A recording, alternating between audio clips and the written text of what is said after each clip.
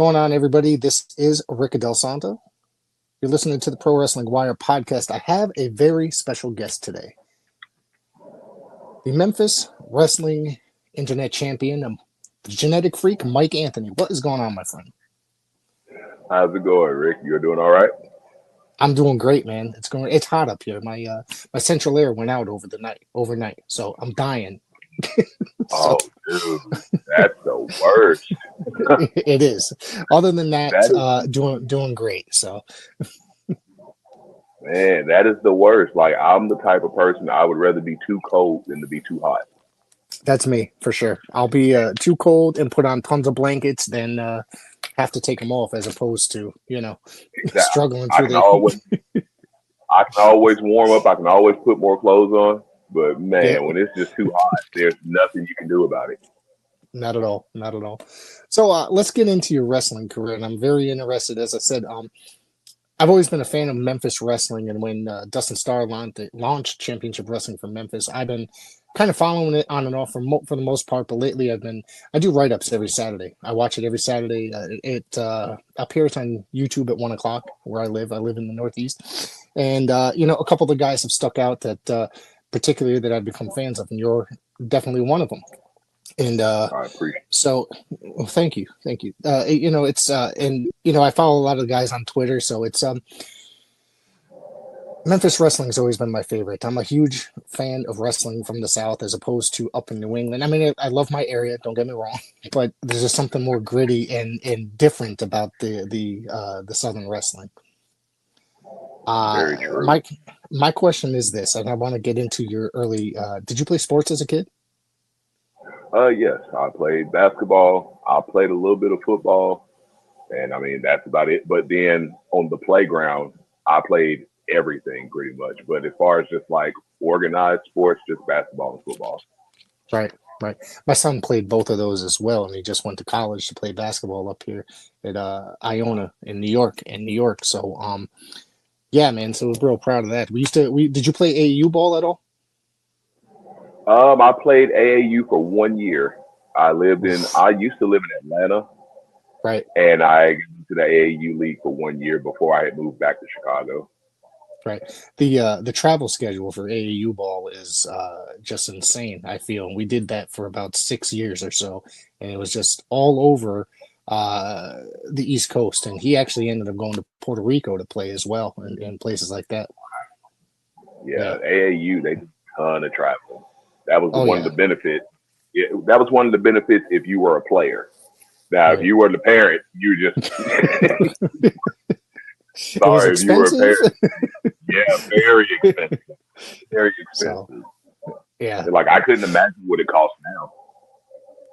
I don't remember the last time because he's been out of it for a couple of years. So I think it was pretty expensive. But we paid half up front and then half throughout the season and stuff like that. So so what got you interested in professional wrestling? Did you discover it as a youth? Yes, during your younger years? Yes, I actually the way my dad tells it to me, he had Saturday Night's Main Event on TV, and that's when they opened the show with the pre-show promos. Right. And that's when you had Hulk Hogan and Ultimate Warrior, and it was just those bright colors that caught me. The bright colors, and then my dad said, I sat down in front of the TV, and I've been hooked ever since. And so, I mean, as far as I can remember, I've always watched it.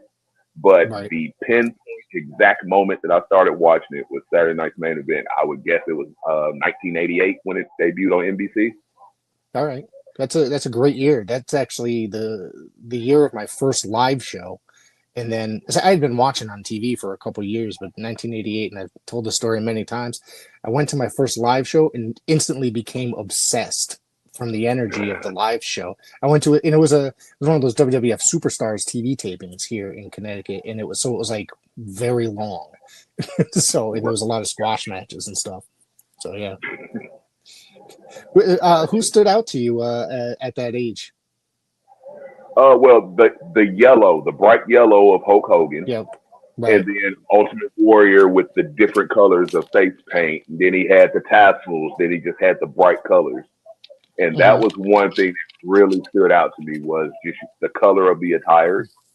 Right. And then, I mean, because at my age, I wasn't, I'm thinking, I was like, wow, these guys are really jumping around, slamming each other. I wasn't thinking about technique. I wasn't thinking about, right or wrong or big or small or anything like that. It was Right. just, the kids seeing the colors and all that stuff. So that's how Yeah. that happened. And at that time period, it was very generated towards kids, geared towards kids. A Yeah. lot of the stuff. I mean, it would get kind of even more towards kids as the probably next 5 6 years went on, probably as well. Mm-hmm. Yep. Well, the thing with that was, because see, like in Chicago, you're going to get the WWF. Right. That was major promotion up that way because I mean, like unless you had cable, like, but as far Hmm. as just standard regular channels, I was able to get WWF at that time. NBC was actually a local channel Oh, okay. in Chicago. Right. So Did you have any exposure as to like anything else at all? Like say the AWA, NWA, and World Class. I know that was on a lot too. I remember in third grade, we would get out of school at 3:15 and I would race to my babysitter's house. And I remember watching, I think it was GWF on ESPN. Yep. Yep. I would catch like the last 15 minutes of it, or just the last few minutes of it every day. Right. And then that's when I learned about John Tatum and Rod Price, and you had Booker T and Stevie Ray before they became Harlem Heat. Right. And Yeah. I think X Pac was the Lightning Kid. Yeah. And so you Him had a and lot of those guys. sorry Go about ahead. that. No, him Oh, and you're Jerry good. Lynn were putting on bangers right there at the on Global. And I watched a bungee cord match. That was the first thing I ever saw. Chaz and Rod Price or John one, I think it was Rod Price or either John Tatum, but they were in a bungee cord match. Yep. And I do remember that. I don't remember specific details, but I do remember that. I interviewed former announcer Craig Johnson. I'm not sure if you remember him at all from Global. And he literally said that was probably one of the worst moments in global wrestling history. And a lot of people, that for some reason, that's the moment that sticks out when people talk about global wrestling. And it's kind of it's kind of a shame because they had like basically it's a remnants of like World Class and USWA from when they were in that area as well.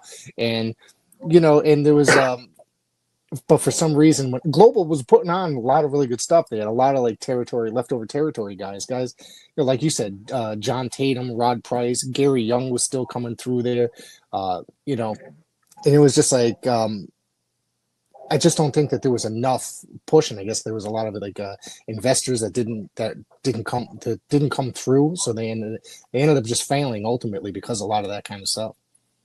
Right. Yeah. Right. I can see that. Yeah. So what ended up making you decide to get into the world of professional wrestling? Again, how did It you? was And I saw that you were. I'm sorry. I thought that you were trained by Rodney Mack as well. yes, Rodney Mack and Jazz both. Yep. And that was something I always wanted to do. I always Right. wanted to be. I thought being a wrestler was just a normal 8 to 5, 9 to 5 job. I Right. thought you just put your app in, go for an interview, and then you just bam. I had no clue about the independents for the longest time. I thought you just get up and go. But I've always wanted to do it. And my ex-wife, she was in the military, and we had got stationed. I had moved to Mississippi in 2000, and my wife and I, we got married. So this was about 2007 when we were on our way out, and Okay. we were thinking we were going to get. So we're thinking we're in Mississippi, Air Force. Okay, we're going to go to Florida, or we'll get to go to New York or something like that. Man, they sent us to Jacksonville, Arkansas. Like 3 hours. Like, now I don't regret it, but I was just, I was thinking a little bit bigger than that. Right. Well, I was at the gym. I didn't know anybody, so it was just a thing where I was just going to the gym to kill some time. And I was working out bench pressing next to a guy, and he was talking about he had his first ever wrestling match tonight. I immediately racked my weight and jumped into his conversation. And so then him and I became friends. I rode with him that night. And you never could have told me when I pulled up to that building, Rodney Mack and Jazz would be sitting in the middle of that ring. Right. And we just took off. Yeah, we just took off from there. It was just, and I haven't looked back since That's 2007 awesome. as far as Was it called the Dog Pound Championship Wrestling at the time, or Dojo at the time? Was it still called that? Dog Pound Dojo. Yes, it's always been called the Dog Pound Yeah, Dojo. it's always been. All right, I wasn't sure, like, Um, and now they're affiliated with the NWA and stuff like that. So Yeah. it's part of the NWA Texas. So it's kind of cool that and they do. I guess they do some TV. So it's kind of exciting to be able to check out. And I think the series like lags a week on YouTube or whatever. So it's I haven't had a chance to check it out. But Rodney obviously and Jazz. Rodney's been pretty much involved in the NWA for quite some years now. And I guess Jazz was actually with Memphis Wrestling recently as well, right? For the TV tapings. Yes, Jazz was in at our last, not this past set of taping, but the taping before last that we had. Okay. She was there. Yes. Okay. And I don't know how far back it is, but yeah, how far back the tapings it go. throws me off too because it throws me off because like I'm constantly going. I'm always Right. on the go. So it's where sometimes I'm like, oh crap, I got tapings this week, and they just kind of sneak in on me. But normally I'm on Right. top of them.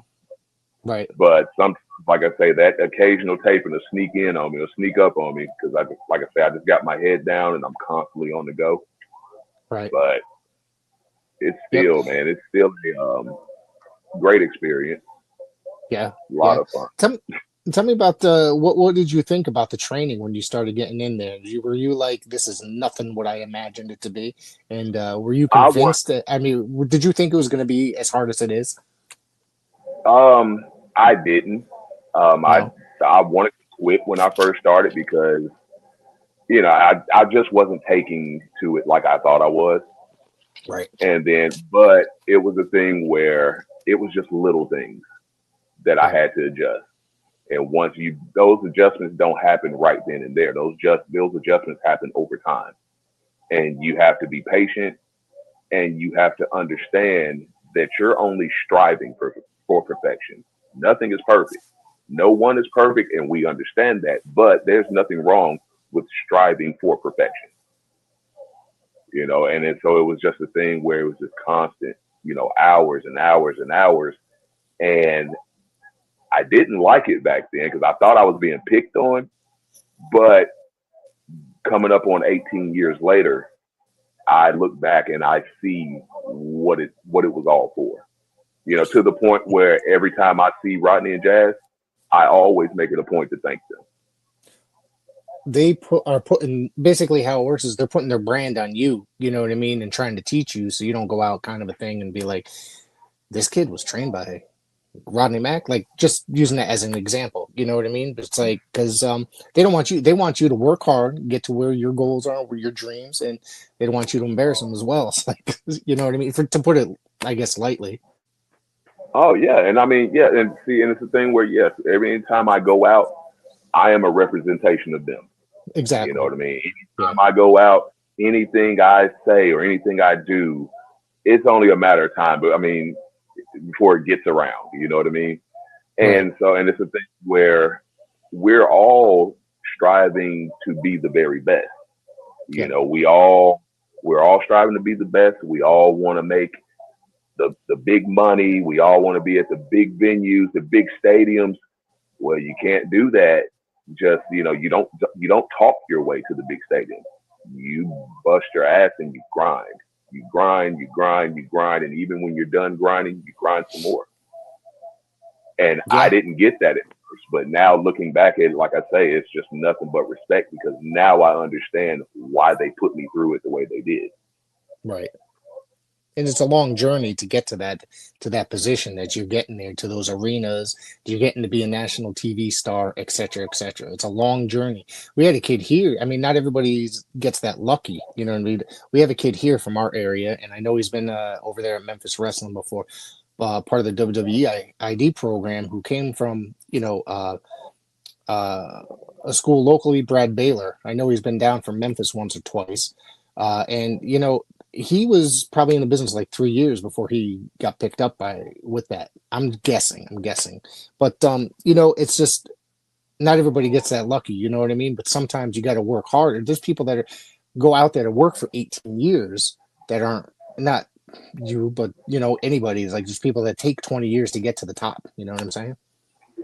And and I'm glad you said that because just like you said, you'll have the occasional guy that's only been around for a year and a half or 3 years. Right.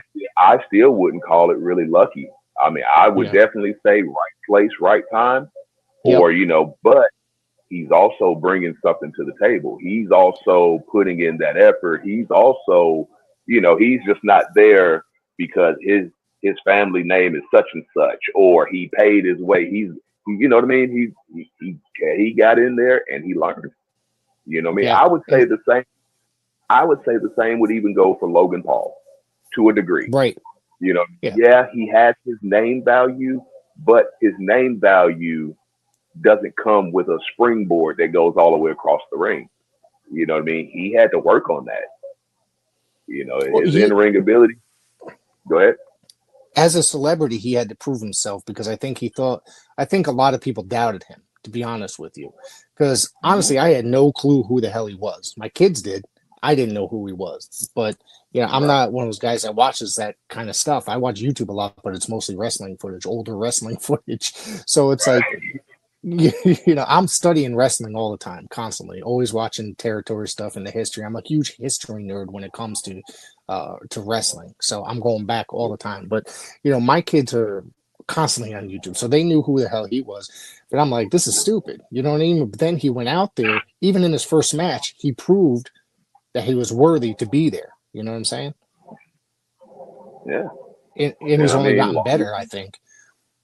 oh, he totally made a believer out of me. I doubted him when he first came in. I'm like, I don't see this going well. Completely shut Yeah, me up. and I'm not a person. I'm one of those people that I hate when there's like celebrity involvement like that as well, because to me it just kind of diminishes your product a little bit. So, but And hey, like you said, somebody that's been working for 14 years straight has to has to step out of the way for a second, and we got to make room for this guy. I mean, I get it, but I mean, I wouldn't say anything's lucky. right, I would say, hard work. Everybody puts that same amount of hard work in. Some just work harder than others, and somebody's hard work was noticed. You know what I mean? Before mine was, or right, before quicker. But yeah, I yeah. It also depends on what the product is looking for as well at that time. You know what I'm saying? Like what are they exactly. looking to do on their television show, on their grand stage at that time period? Yeah. I mean, because I remember Rodney telling me one time, because I know I was trying to go here and I was trying to go there. He was like, well, yeah, you're ready to go over there, but are they ready for you? That's Right. a huge difference. Yeah. So, Yeah. Yeah. Tell me about, now you teamed up with Action Jackson in your earlier days. I'm kind of a little bit familiar with him and as a tag team. And I think didn't you guys go to SWE for a while too? yes. I actually, Yeah. we presently still tag, You still tag? Okay. yeah, as we speak. Yeah. I've been tagging with him now for 15 years. Oh, wow. Wow. Yeah, 15 long years. But yeah, we actually trained together. Okay. When I was coming into the dojo, he was finishing up per se, and when I showed up, he was getting ready to have his first match. So I would say Action is probably about 6 months to a year ahead of me as far as Okay. years in or time in. But yeah, we trained together, man. We traveled together. We've got hired together and got fired together. So we got just tell the truth, man. But yeah, we've kind of been through it all together. But Well, then we congratulations did. on congratulations on being a tag team for as long as you are. So that's kind of a, yep. Thank you. Then yeah, we did the run at SWE, but then when it shut down, they started a new company called TSW, which it's been Right. around for like actually it started right after SWE shut down. And it's most of the And same guys. It's most of the same guys running it, correct? It was James Beard involved, or what have you. yes, yes, Right. James Beard, Storm, Randy Klein, they're all involved. And then so it was like so and they're also in NWA territory as well. Okay. Yes, they So are. They just joined that recently, probably in the last yeah. couple months, I believe. Yep. Mhm. And so it's a thing where I was talking to, I remember mentioning this to Jazz a couple months back, how 2025 has just really showed out to be one hell of a year for professional wrestling. Oh God, yeah. From the companies merging and working together to you don't know who's going where, and it's an opportunity, it's a great opportunity because we have the internet at our disposal. It's so easy to put our product out there, so easy to be seen, and all it takes is one viral clip, and you're on your way. Right. So It's we live in a crazy time for professional wrestling because there is the internet, as you expected, as you mentioned. But wrestling is probably the largest it's ever been as well, and you could find anything to your taste, to your preference at any given time. There's the streaming services like Triller and IWTV. There's title match, whatever else, High Spots Network. There's obviously Peacock and stuff like that if you like the more mainstream type stuff. But it's amazing how much wrestling is out there. It's like prior to COVID, it seemed like the internet's or the independents were booming and everything shut down.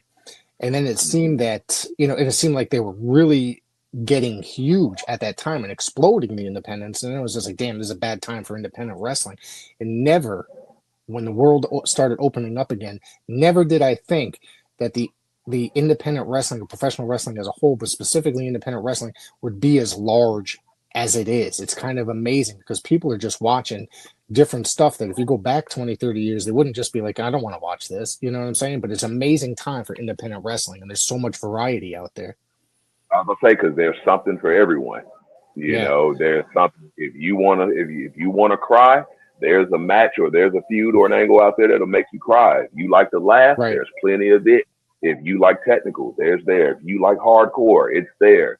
If you like, 300-pound guys, 300-pound bodybuilders just throwing each other and just putting each other through, yeah, there's that too.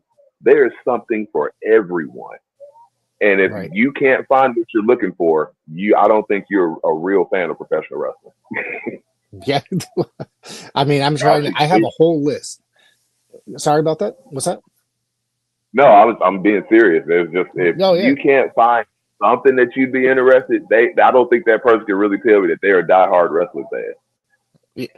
I literally went through many different independent YouTube channels and I compiled a list of every independent channel on YouTube that has a weekly television show for people. If you don't like, if you're looking for something different, here's a schedule. Things that are on every day of the week. I made a list for Saturday, Sunday, Monday, like just like that.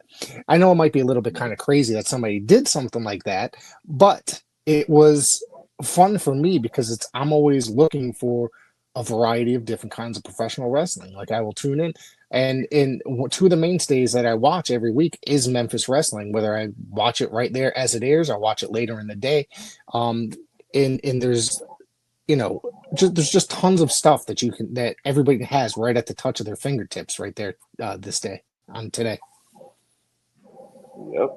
And I mean, if you don't like what's currently on there, you can have it on demand to where you can type in a specific and go back in time and watch.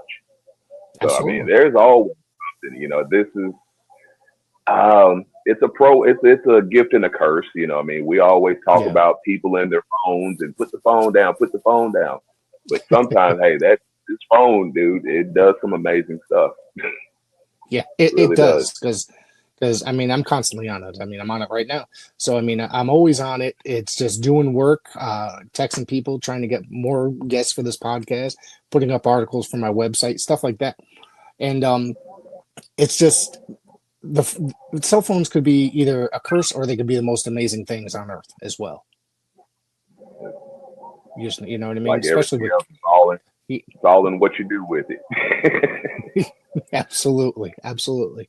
I want to ask you a little bit more about SWE, if you don't mind me asking you about them, because I watched it when it was SWA. I got SWE. I used to get the TV show for a short period, and I really liked it because it was kind of a transition period for me that I kind of wasn't watching wrestling for about a good 2 years at that time period. Um, After I had left my first wife, we had divorced my first wife, and just stopped watching wrestling for roughly 2 years. And I Wow. discovered SWE, and I said, this is more old school, the approach. I said, this is kind of professional wrestling that I really like, that I grew up on. And I saw Len Denton doing commentary at one point, the grappler. I saw, Yeah. James Beard. I had interviewed James Beard, and he talked about it for a little while. And, there was an amazing talent pool there, and I saw Rodney Mack and Jazz, and there was other people that some of them were going to the NWA and back and forth kind of a thing. Can't Right. think offhand right now who the hell I'm talking about, but Thunder Rosa I think had made appearances there if I remember correctly. So Yeah. there's a match that I want to ask you about that took place there. You you and I believe it was Action Jackson, maybe I'm wrong, but you took on Jax Dane, the late Jax Dane, who recently passed this past Christmas, and Crimson, who to me, Jax and Crimson, not only were they a great tag team, Jax Dane was a very good performer, great professional wrestler. From what I understand, he was one of the nicest human beings on earth as well. I love Jack Stane like no other, man. Like he was so special to me. It was a thing where because before every SWE taping, or the day of the shows, we Mm-hmm. would have a monstrous clinic. You know what I mean? So that was just like 4 or 5 hours. Imagine 5 hours sitting under Kevin Sullivan, Teddy Long, Mark Henry. Right, Just imagine. You know what I mean? Jax Dane, and they're just talking and they're telling you, while physically in there with you, working around, training. It's such a, I can't even really explain how awesome it is because they could have been anywhere else, you know what I right, mean, doing anything else that they wanted to do. But they took time out of their day to give me advice or to teach me and to show me, you know what I mean? And like I say, you can't put a price tag on that. right. That's awesome. But That's awesome. yeah, it was great. And like I say, it was a thing where because Jax, I would always message Jax because once SWE kind of closed down, it was a thing where you separated from a lot of people that you Mm-hmm. would see on a regular basis. And it's not like I can just go walk across the street and talk to Jax every day or go down the street and talk to Teddy Long every day. So it was one of those things where whenever you got to see those guys again, it was like a huge deal because, like I say, they did so much for me personally. Just verbal, just by talking. I just Right. love to sit back and listen to stories. That was my big thing. It's amazing sitting back with somebody that's been around for quite some time and catching these old stories, isn't it? Yes, and Uh, there's something to learn out of them. yeah, absolutely. There's something to learn. There's a lesson to be learned. There's something that you learn what not to do in that situation, and it's just like then you get a laugh at the same time. So you can't beat that. Right. How long was it between SWE closing and Texas Style Wrestling opening up?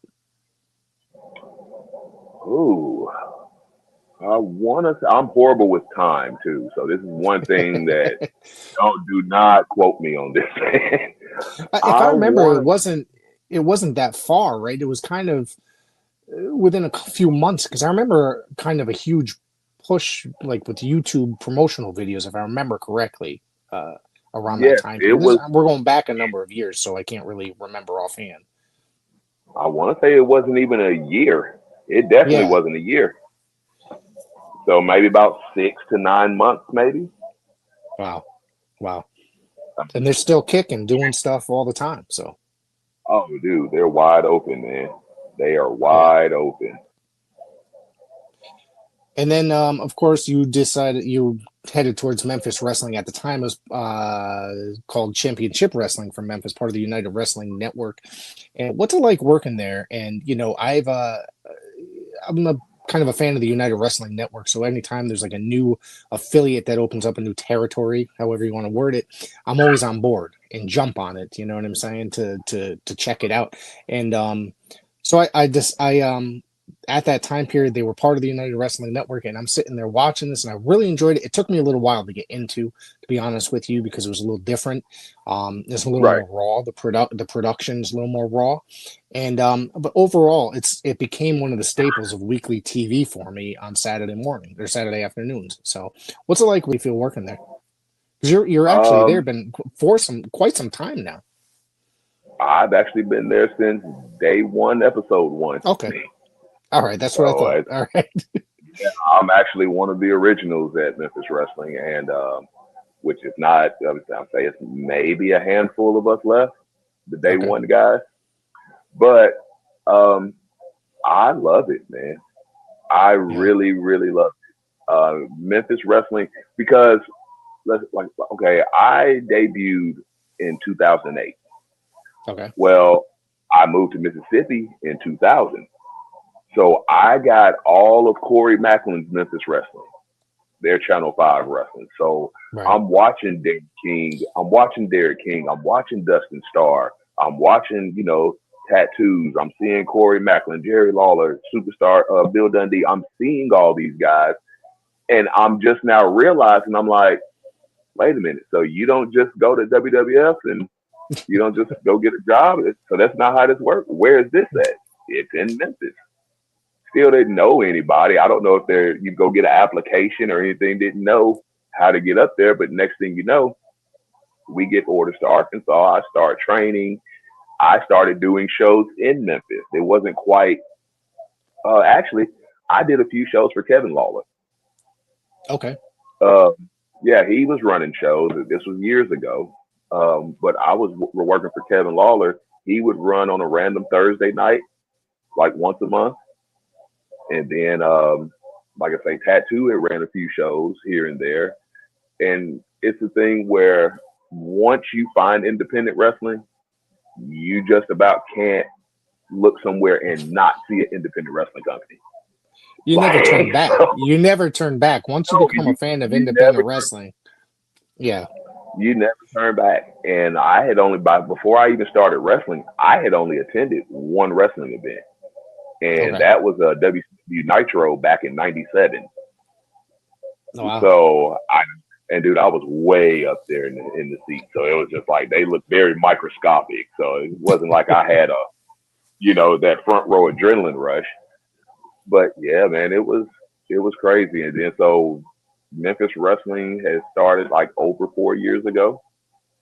Yeah. And it was a thing where I knew most of the guys because we had all worked together out at other companies. So then it was just a thing where it's one thing to get in there and have a match, but now we have to turn it and work TV now. It's a total different presentation between two guys just having a match with no cameras. Then you having an audience that you have to go to. You know what I mean? Right. Everything is for the audience. And so that was a big difference. But once you got that down, it's awesome. But like I say, it's just a thing where it's work. It's Yeah. work. It's a group of people coming together trying to put their very best that they have to offer and trying to entertain the crowd and get those TV ratings up. Well, they seem to. They obviously they do local TV because they're constantly advertising for it on social media and stuff like that. You guys did some special for the July 4th, and then it ended up on YouTube after, which I think is cool because not a lot of wrestling companies make it to local TV anymore. It's all internet, or it's hard for smaller companies to get on cable these days. And first off, not many people even watch cable these days either, but it's a big thing to get on it. And uh, Memphis Wrestling always seems to be extremely busy because they're always advertising for stuff happening at was it Dave and Buster's? Is it, if I remember correctly? Was that? They're always doing that. They're, They're just doing stuff constantly at various venues throughout the weekend as well. Not only just things at the TV tapings at the Wrestle Center. It's not just a television wrestling company, right? no, they do fundraisers for St. Yep. Jude. They do fundraisers for schools. They have watch parties at Dave and Buster's. Yep. They actually have kids. They had a kids camp here not too long ago. Oh wow. And so I mean, they do everything. Dustin and Maria are awesome, and I'm talking about they have put in nonstop hours and work to get this off the ground and running the way it is now. Because like one thing, what I do a lot is watch. I don't know exactly what episode we're on. We're on episode 200 and something. So I could watch tell you now. Yeah, I could tell you in a second. Let me look. I could look it up because when I write up on it, I do write ups every weekend on the TV show. So I always list the television episode. So yeah. Don't go. I'm sorry to cut you off. But if you look at this, if you look at the latest episode that just aired, now go back and compare that to episode 1 or episode 6 or something. I mean, it's like a total, or like what I've done already. I've started back at episode 1 and I've watched all the way up until the present. And you can see the layer of change. You know what I mean? Right. How everything's just getting better. You can tell we just started. You can tell guys were nervous, but then you can tell when guys settled in. You can tell when guys found their stride. You can tell when the production found its stride. Right. You know, and now it's just like, and then the more you do it, the easier it becomes. So now it's like when you say 3 or 4 tapings, we can do that with our eyes closed now. You know what I mean? But at one point in time, it was like, oh dear God, 4? Oh no, what are we gonna do? How are we gonna get through? You know, it's like you didn't know how you were gonna get through it. Now it's a cakewalk, man. It is episode 228. So congratulations to everybody at Memphis Wrestling, and to me that's incredible. I remember when it hit 200 because it wasn't that long ago, obviously 28 weeks ago. But either way, that's pretty damn cool. So to be able for a company to be able to hit that, you know what I mean? Yeah, it's awesome.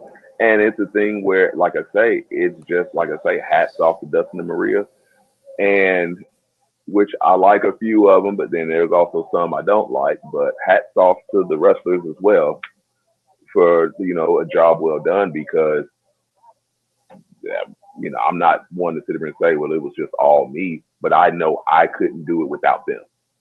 Right. You know what I mean? It takes a team, you know, and like I say, you know, we're out there kicking the hell out of each other. You know, it's still hats off to those guys, those men and women, even the stars of tomorrow, the rookies, the guys, the men and women that just graduated, and now that they're on TV, you know, and they're smashing it. So from A to Z, top to bottom, left to right, everybody's killing it. And is there a school associated with it? Am I correct that there's a school with the at the Wrestle Center? Yes, they have They have a wrestling school at the Center. Right, and Dustin Starr is the head trainer, if I'm guessing, right?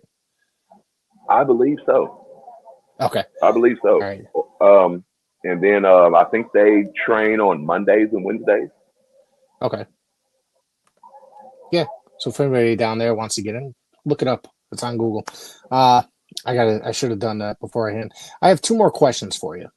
So you took part in the Cobra Cup tournament, obviously, part from named after Memphis wrestling legend King Cobra. He's been around, and he's been a pretty big part of being involved in the Memphis wrestling currently, and he appears on TV on quite often, right? Correct? Yes, sir. Yeah. He's the commissioner. Yes. The commissioner, matchmaker. But yeah, he's the authority figure. So I try to stay on his good side, man. Just keep my head I don't down. know about that. I think that Memphis Wrestling utilizes some Memphis Wrestling legends really well. Because I'm going to tell you, what is it? A couple weeks back, I was watching Reggie B. Fine came out, and I kind of popped a little bit watching it because I remember him very well from watching and you brought up Corey Macklin's era of wrestling where he owned the territory, or he was booking the territory for a while, and he had his Yes, TV, sir. Corey Macklin's Memphis Wrestling. I have a bunch of uh, tapes of those episodes that somebody made for me, because I remember at the time it happening, and I don't get that channel up here, but I was very excited because it was really cool, and I think it's a very underrated time for Memphis Wrestling, because things had really changed, shifted gears in professional wrestling, and Corey was trying to keep it alive during that era. Right. Yeah. Yes, sir. Yep. And of course, in that Cobra Cup, the Cobra Cup final, you took on Toomer, who's a big dude, and that dude's brutal, man. I've been watching that guy a couple years now. So tell me about meeting Toomer in this matchup. In that matchup there, actually, what had happened was we had actually been on the same page prior to that. Mm-hmm. And it was a thing where I went out and I wanted to challenge for the championship, and he decided that he wanted to go out and challenge for the championship. And this is where King Cobra comes in. So he just said, since y'all wanna argue, let's just go ahead and settle the argument in the ring. Number one contenders match. And I kind of lost it a little bit, kind of went back to my old self and got the job done by any means necessary. And then that's what brought us into the Cobra Cup. So it was a thing where I personally felt like he just went through the Cobra Cup just to find me.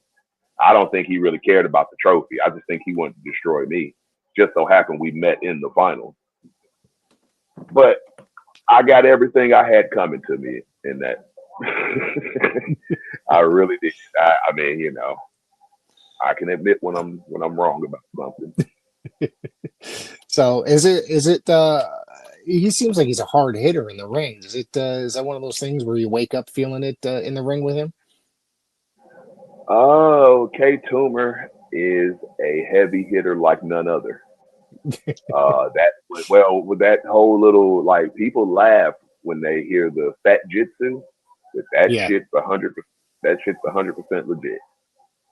Like, you'll look at him and you don't see him being able to get his foot off the ground or even get his body off the ground the way he does. Right. And when it happens, it's just like you're so shocked at his jump that you just forget that he's about to kick the hell out of you. So it's a thing where, like, he is, and it's like I say, you think you got it. You look at him and you judge the book by the cover. Oh, he's big and he's slow and that boy is fast. Yeah. That boy can move. That boy can move, and if you're not careful, he will hurt you. Yeah, wow.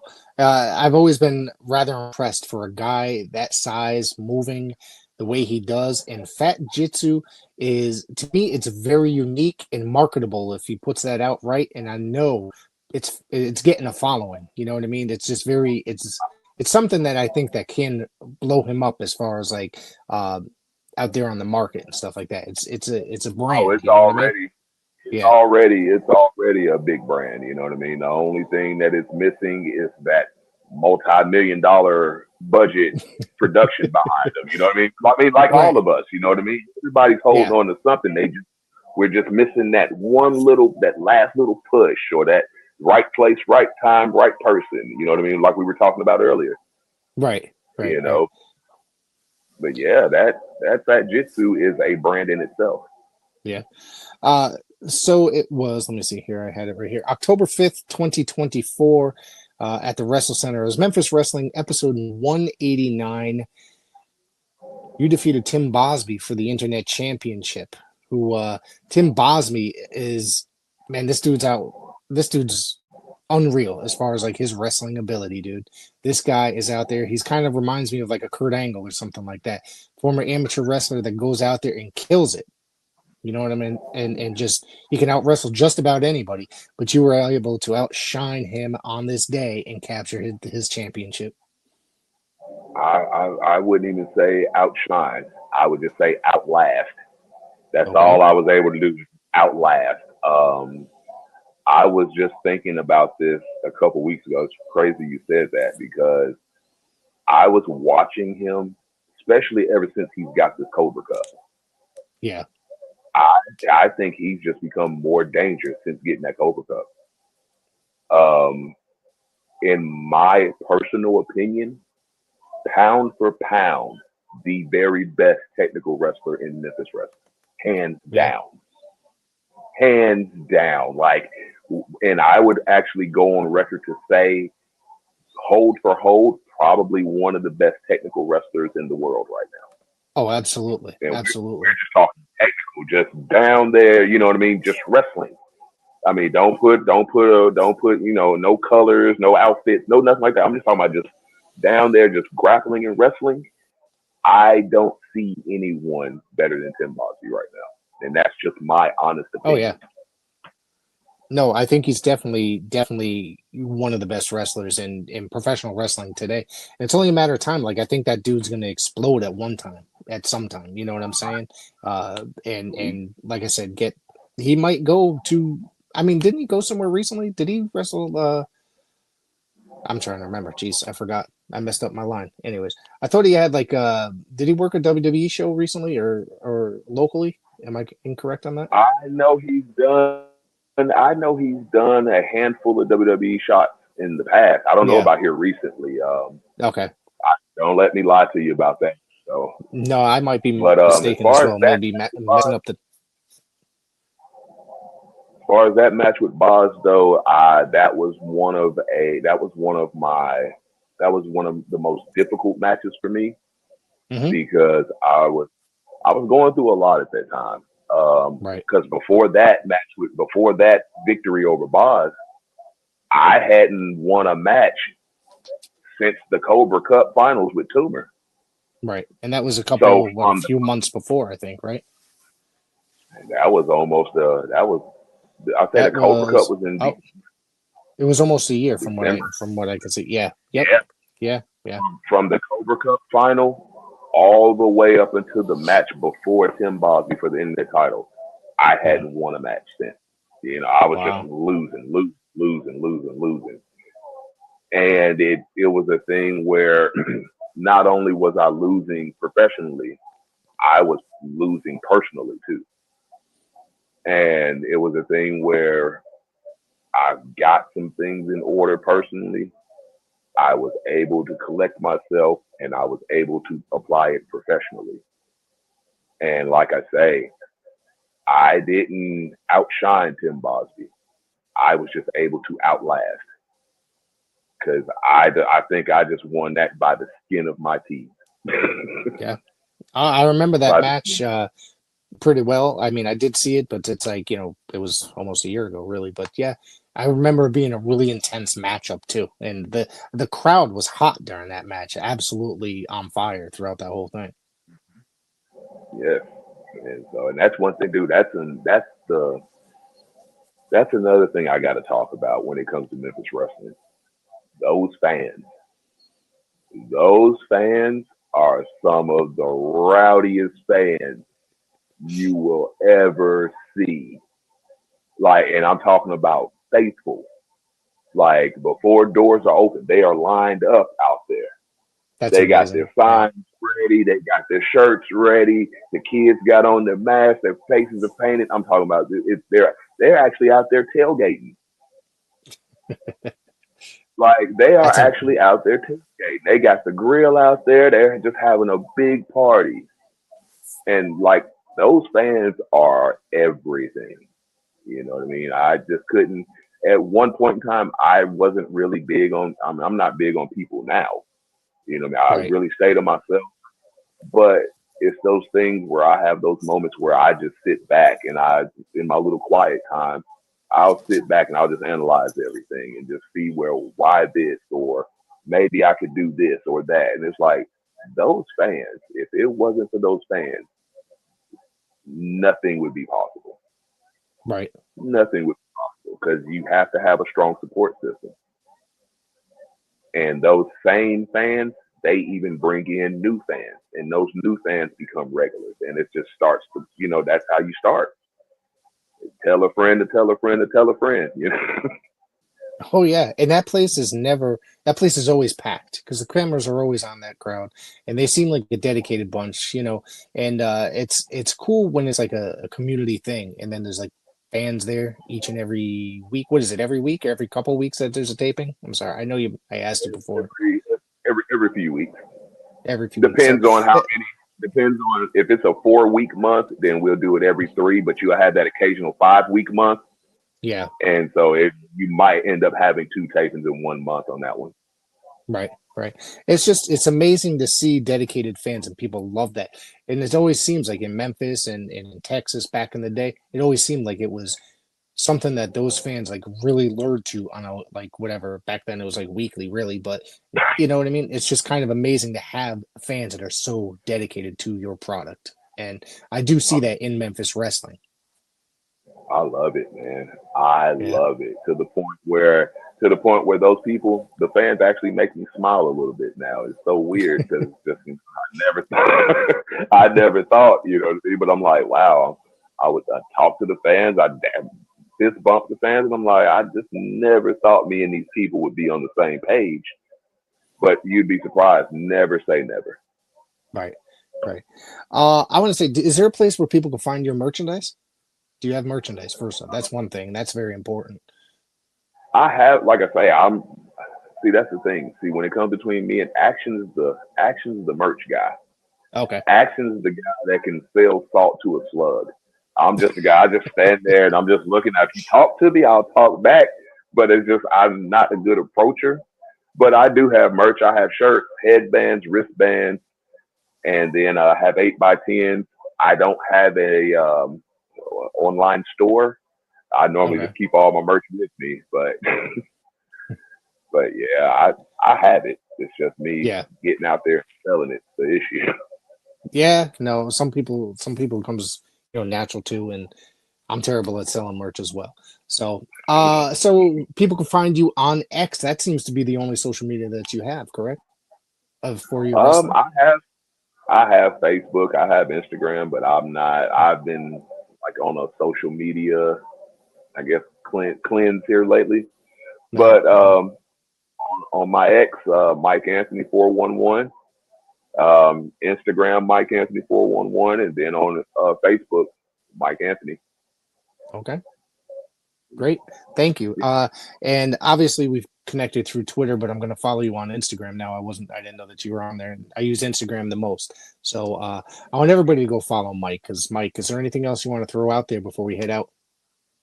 Oh man, just man, thank you everybody for everything that you do to support professional wrestling as a whole, not just me, but the business as a whole. I can tell you now that all these men and women, whether I know them or not, they put their bodies, they put their lives on the line, not just for their own entertainment or their own, for their own, because it takes a special individual to do this. Right. Nobody just climbs up on something and just dives off head first. It's just, we have to get some kind of, I guess we seek some type of adrenaline or whatever, but we do this for the entertainment of the fans. And it's a competitive sport. But like I say, I wouldn't trade anything I've done. I'm thankful, grateful, and like I say, I'm grateful for all the fans because even after all this time, I realize that importance. I realize what it takes. I realize what they go through. You know what I mean? Because it takes a lot to be a wrestling fan. Yeah. It takes a lot to be a wrestling fan just as much as it takes a lot for us to be wrestlers. And so, like I say, I'm just grateful to be a part of the business. And this is the greatest business, the greatest sport ever, in my opinion. Just because the things that we do in professional wrestling, you couldn't do that at a football game or a basketball game or, some movies, you couldn't even do that. You know what I mean? So it's just, and there's something for everyone. We're not just targeting a certain audience or a certain age. There's something for everyone. Bring the whole family. Absolutely. Mike, I want to say thank you for joining me today, and I hope to have you back sometime. Oh, dude, you're very welcome. I greatly appreciate you having me, and I'm up